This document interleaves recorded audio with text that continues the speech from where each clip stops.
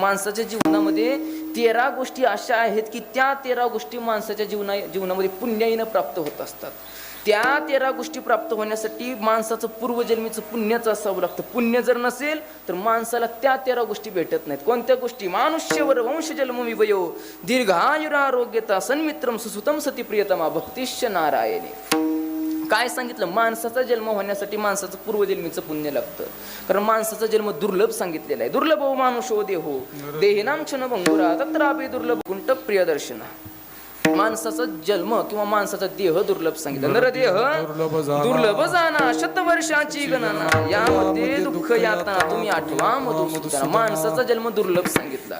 कशामुळे दुर्लभ सांगितलं? तर याच देही गडे देवाचे भजन अनिक हे ज्ञान नाही कोटे पशु काय पाप पुण्य जाणती उत्तम मध्यम भोग. माणसाचा जन्म दुर्लभ सांगितला. मानुष्यवर वंश जन्म विभय. दुसरी गोष्ट सांगितली दीर्घ आयुरारोग्यता. माणसाचा जन्म दुर्लभ सांगितला, पण या जन्माला आल्यानंतर जास्त दिवस आयुष्य जगण्यासाठी देखील माणसाचं पूर्वजन्मीचं पुण्य लागतं. किती दिवस? जास्त दिवस आयुष्य जगण्यासाठी पूर्वजन्मीचं पुण्य लागतं. नवे सन्मित्रम सुसुतम सती प्रियतमा. माणसाच्या जीवनामध्ये चांगला मित्र भेटण्यासाठी माणसाचं पूर्वजन्मीचं पुण्य लागतं.